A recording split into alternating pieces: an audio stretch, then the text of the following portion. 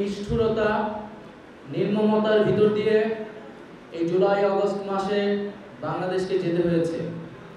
শুধু এই July August মাসে নয়, মূলত গত 16টা বছর ধরেই এটি কিন্তু বাংলাদেশের চিত্র ছিল। আমরা দেখেছি যে একটা ন্যায্য আন্দোলনকে দমন করতে সরকার কিভাবে পুলিশকে ব্যবহার করে, কিভাবে হামলা মামলা নিপীড়ন করে মানুষকে দমিয়ে রেখেছে। কিন্তু এই জুলাই আগস্ট মাসে এই যে বিগত ফ্যাসিস্ট সরকার, তার শেষ রক্ষা হয়নি, সে সবাইকে দমন করতে পারেনি, কারণ এবারের নেতৃত্বে ছিল আমাদের শিক্ষার্থী বন্ধুরা।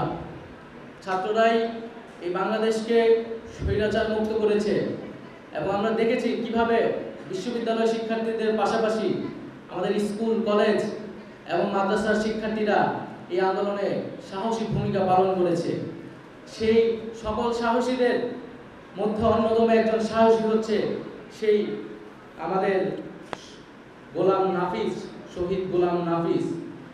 আপনারা সবাই দেখেছেন যে এই যে নাফিসের ছবি, যে একজন কলেজ শিক্ষার্থী এবং তার একটা সুন্দর ভবিষ্যৎ ছিল, একটা সুন্দর জীবন ছিল। আমরা দেখেছি এই আন্দোলনে যে তার জীবনের কি মর্মান্তিক পরিণতি ঘটেছে এবং বিগত সরকারের এই স্বৈরাচারের সময়ে এই নাফিসের এই ছবিটি কিন্তু গোটা বাংলাদেশের প্রতিচ্ছবি। আমরা দেখি কি মর্মান্তিক এই ছবিটি। এই ছবি দেখার পরে আসলে আর কিছু বলা লাগে না যে কি ভয়ঙ্কর পরিস্থিতির মধ্যে দিয়ে আমাদেরকে যেতে হয়েছে এই পুরো গোটা বাংলাদেশকে। নাফিসের মাথায় বাংলাদেশের পতাকা, আমরা এই আন্দোলনে সেই সময় সবাই মাথায় পতাকা বাঁধতাম।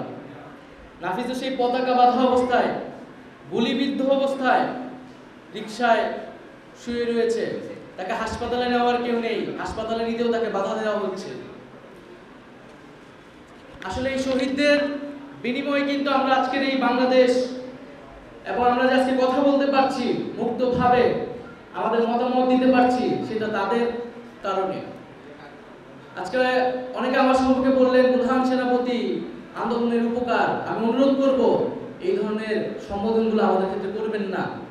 এই আন্দোলনের কারিগর হচ্ছে এই শহীদেরা, এই আন্দোলনের উপকার হচ্ছে এই যে শহীদ নাফিস সহ যে সকল শহীদেরা এবং এই আন্দোলনে অংশগ্রহণকারী সকল শিক্ষার্থী এবং সে আন্দোলনকারী জনগণ। এই আন্দোলনের কারিগর এই জনগণ, এই আন্দোলনের যদি কোনো মাস্টারমাইন্ড থাকে তারা হচ্ছে এই জনগণ। এই জনগণ এর অভ্যুত্থানের ফলে আমরা কিন্তু এই বাংলাদেশটি পেয়েছি এবং আমরা যাতে সতর্ক হই, আমরা যখন এই অভ্যুত্থানের ইতিহাস লিখব, এই অভ্যুত্থানের কথা বলবো, আমরা যদি এই অভ্যুত্থানকে কোনো দলীয় জায়গা থেকে, কোনো গোষ্ঠীর জায়গা থেকে, কোনো ব্যক্তির জায়গা থেকে ব্যাখ্যা না করি। যেটা আমরা দেখেছি বিগত সময়ে আমাদের স্বাধীনতা সংগ্রামকে একটা দলীয় ঘটনা হিসেবে আওয়ামী লীগ ইতিহাসে প্রতিস্থাপন করেছে। এই একই ভুল যাতে আমরা না করি। এই অভ্যুত্থান কিন্তু কোনো দলের নয়, মতের নয়, কোনো গোষ্ঠীর নয়। এই অভ্যুত্থানটি সমগ্র বাংলাদেশের মানুষ ঐক্যবদ্ধ হয়েছিল এই ফ্যাসিস্টদেরকে, স্বৈরাচারকে প্রতিহত করতে। ফলে শহীদের কোনো দলীয় পরিচয় হতে পারে না। এই শহীদরা সমগ্র বাংলাদেশের শহীদ, সকল জনগণের জন্য তারা লড়াই করেছে। মৃত্যুর মুখে জীবনের জয়গান গেয়ে তারা আমাদেরকে স্বাধীন বাংলাদেশ উপহার দিয়েছে।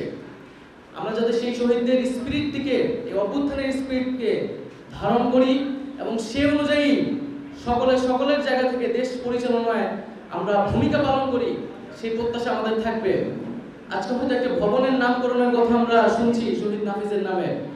কেবল একটা দুইটা ভবনের নামকরণ করে কিন্তু এই শহীদদের স্মৃতিকে, আদর্শকে ধারণ করা যাবে না। আমাদের যে অভ্যুত্থানের স্পিরিট, আমাদের যে শহীদদের স্মৃতি, এই স্পিরিট এবং স্মৃতিকে কিন্তু আমাদের যে নতুন সংবিধান, সেই সংবিধানে লিপিবদ্ধ করতে হবে।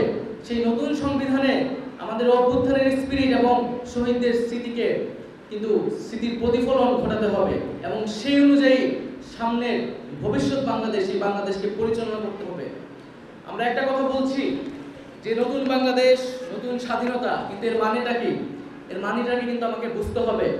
আমরা দেশ রাষ্ট্র পুনর্গঠনের কথা বলছি, একই সাথে কিন্তু আমাদের সমাজের পুনর্গঠন করতে হবে। ইভেন আমাদের ব্যক্তির পরিবর্তন করতে হবে, মানসিকতার পরিবর্তন করতে হবে।